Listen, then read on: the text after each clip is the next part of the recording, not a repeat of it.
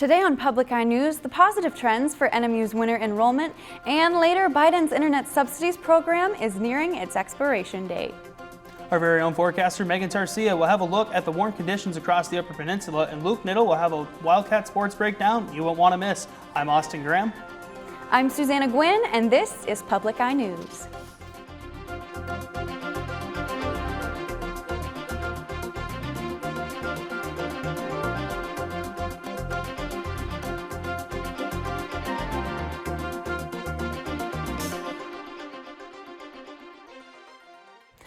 Starting off this evening on the campus of Northern Michigan University, the school has reported that enrollment for winter semester shows an increase of more than 300 undergraduate students compared to this time last year.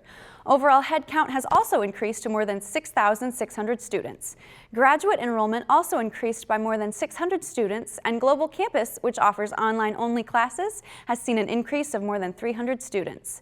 This most recent data builds upon positive trends from last semester, where Northern reported an increase of 10% for the freshman class and a 15% increase for graduate students. Jason Nicholas, Assistant Provost and Director for Institutional Effectiveness, attributes these numbers to higher levels of returning students and general re-enrollment being at higher rates than in years past. And a Michigan jury has received instructions to begin deliberations in a trial against Jennifer Crumbley, the mother of school shooter Ethan Crumbley. She could now be convicted of involuntary manslaughter charges after what prosecutors call grossly negligent behavior, failing to warn Oxford High School officials that her family possessed guns after a drawing of a gun accompanied by distressing phrases was discovered on one of Ethan's math assignments, and failure to seek sufficient treatment for her son's mental health issues. Ethan's parents, Jennifer and James Crumbley, were called and had a brief meeting with Ethan, but did not remove him from school that day, hours before the shooting would take place. Jennifer and James Crumbley are the first parents in U.S. history to be charged in a shooting committed by their child. The Michigan Department of Natural Resources has announced that for the first time ever, the Black Lake sturgeon season is canceled. The 2024 season was set to begin this past Saturday, but with the poor ice conditions on Black Lake, there have been growing concerns of staff and angler safety, as well as being able to effectively track sturgeon harvests. A harvest limit is usually set for the Black Lake sturgeon season, and the DNR would have had limited personnel on the ice to track the harvest had the season gone on as planned. The DNR said that it is too soon to determine whether next year's harvest limit will be affected. And down in Madison, Wisconsin, Governor Tony Evers signed a pay raise bill for University of Wisconsin system faculty members. The law Evers has long fought for will provide 4% pay increases for UW employees in the building trades collective bargaining units at UW-Madison and throughout the UW system.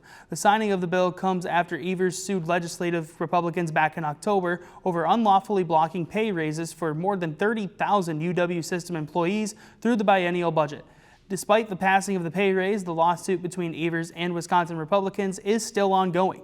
The Wisconsin Supreme Court has agreed to take the case, and oral arguments will begin on April 17th. And the countdown is on to Super Bowl 58. Las Vegas is hosting football's biggest game for the first time ever, and the Nevada City is going all out to make sure fans have a great experience. A week's worth of events kick off tonight with opening night. Jared Hill has more from Vegas. The San Francisco 49ers and the Kansas City Chiefs arrived in Las Vegas last night, ready to do battle on the gridiron this Sunday. They're the newest arrivals among the 500,000 people expected to pour into this city for the big game. Excitement is palpable within this destination. Besides the game on the field, folks can enjoy the playground that is Las Vegas. From the casinos to betting on their favorite team, sightseeing, shopping, and stadium swimming, the Super Bowl Experience football theme park at Mandalay Bay Casino will let fans of all ages test their skills. While Las Vegas is no stranger to hosting big events and even big Super Bowl celebrations, hosting the game itself is a different beast. If you're just coming for Super Bowl, then you're going to see what Vegas has to offer on top of that, from the shows to the clubs to the dining to everything else. So those two worlds coming together is going to be pretty special. It took the NFL more than half a century to invite Vegas to the party. The stigma is off of Las Vegas. The impact of the spread of gambling and sports betting around the country has really had a significant effect on Las Vegas. Beyond Las Vegas, in terms of the image, it's no longer the case that most people think everybody here is a gangster. Allegiant Stadium is the smallest NFL venue to date, and ticket prices are soaring. But for some lucky fans, maybe a big jackpot or even a royal flush could lead the way to landing one of those nearly $10,000 seats. Jared Hill, CBS News, Las Vegas. And don't touch that dial. After this quick break, Megan will be back with a look at your upcoming week forecast and the continuing thaw. Don't go anywhere. We cover all the angles. We report the facts. We find clarity. PBS is here, delivering the credible, reliable, thoughtful election coverage you need to make informed decisions. PBS, your trusted election source. Welcome back to Public Eye News. I'm Megan Tarcia here with your weather update for today. Starting off by looking at our beautiful NMU campus. As you can see, for our snow lovers, there is no snow currently, but looking across the UP, starting up in Houghton up here, you can see it is 43 and cloudy. Over in Ironwood, 47 and cloudy. Iron Mountain, 45 and cloudy. Down in Menominee, it is 32 and cloudy. Escanaba is sunny, actually, with a high of 41. Manistique also sunny with a high of 37. Sault Ste. Marie, a high of 42. And back in Marquette, it is cloudy with a high of 38. Looking at our current conditions, our winds are out of the east-northeast at 4 miles per hour, and our barometric pressure is 30.18 inches and falling. Looking at tonight's conditions, those clouds are sticking around with a low of 33, and our winds will be out of the south-southwest at 9 miles per hour. Looking at tomorrow's conditions, those clouds really don't want to leave us alone, with a high of 45 and a low of 34, and our winds are again south-southwest at 12 miles per hour.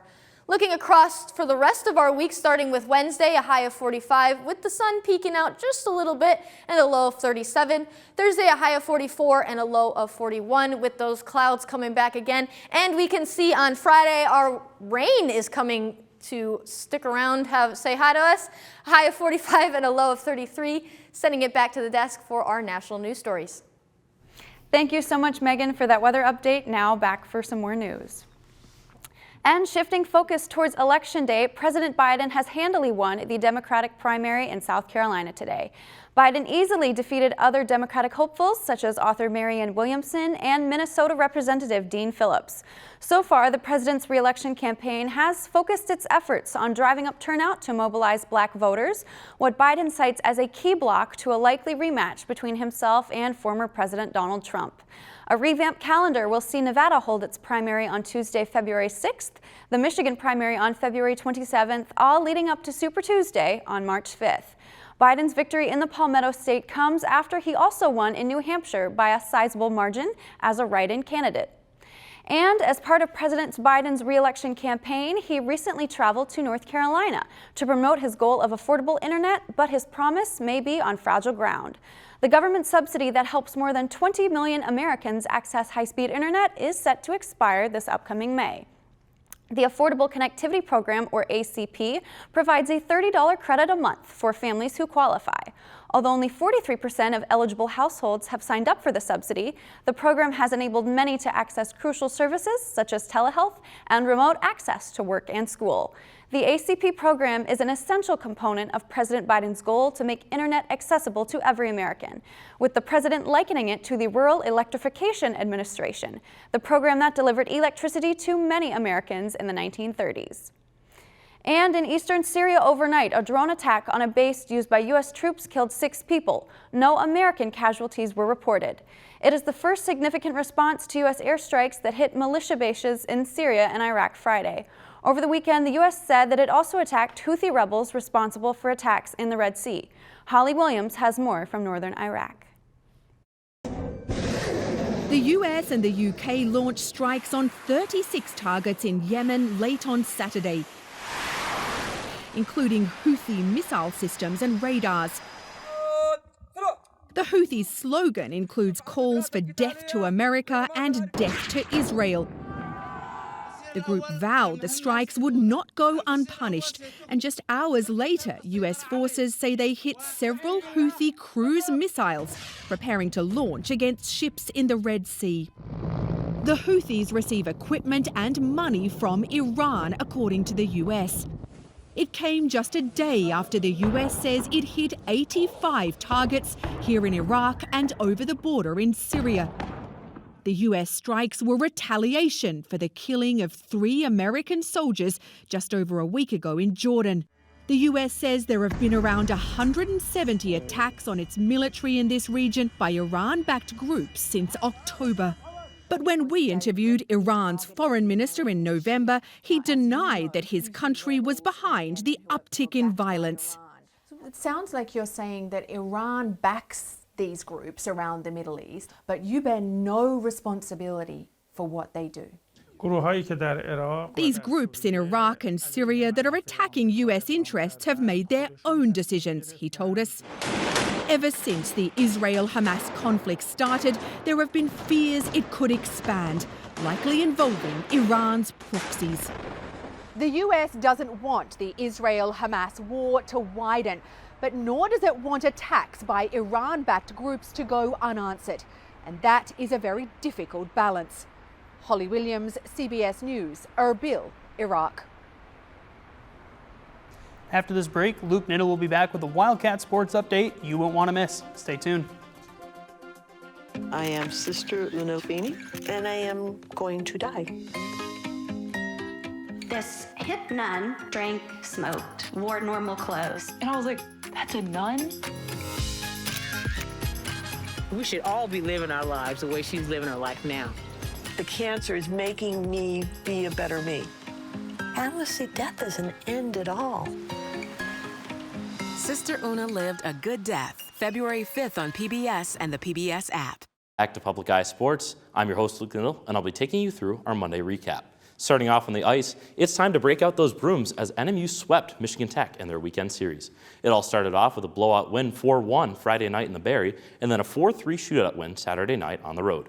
Artem Shalane did all the heavy lifting in Game 1, picking up 2 goals and 1 assist, while Magic Mike Colella stole the show in Houghton, scoring the game winner in shootouts after sinking the tying goal late in the third period. These weekend wins mark 2 of the Cats' most important games of the season as they claw to fight back to 500 before the playoffs. And moving into some more northern news, the track and field team showcased their dominance in the WCW meet in the Superior Dome on Saturday. The Cats took home the team first place medal in the 4th annual meet that includes Wayne State and Saginaw Valley State. NMU also broke 3 school records in the process, with Elise Wolfrath breaking the 60-meter hurdle with an 8.51, Bo Truckee in the 300, and the Wildcats relay 4x300 team with a time of 2 minutes and 44.41 seconds. With the new record, Wolfrath moves into 12th of all of Division II for the 60-meter hurdle. And finally, the win streak has come to an end for the NMU basketball team. With a close loss to Lake Superior State on Saturday, the Wildcats snapped their 13-game winning streak. The Cats struggled to get to the charity stripe, only getting 3 free throws the entire game. Max Weisbrod once again paved the way for the green and gold, leading the team with 22 points. Fouls proved troublesome for the Cats, with the Lakers stepping up for 26 free throws compared to the Cats' 3. NMU will return home to take on UW Parkside on Thursday. That's all I've got for sports. Back to the news desk. Oh my goodness, you know, I did not get a chance to catch any of the sports games this weekend, but the atmosphere sounded amazing. Did you see any of the games? Yeah, I went to the NMU game on Friday between the hockey teams. It was just an electric atmosphere. It was really loud, especially every goal went in against Michigan Tech. And then Saturday I didn't go up to Houghton, but I got to watch the game on TV, and that was just as exciting.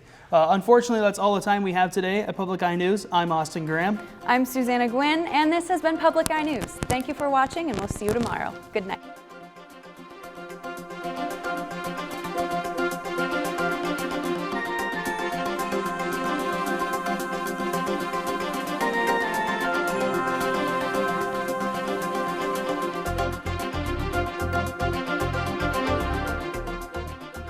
The preceding program was produced by WNMU-TV, Northern Michigan University Public Television, in studios located in Elizabeth and Edgar Hardin Hall.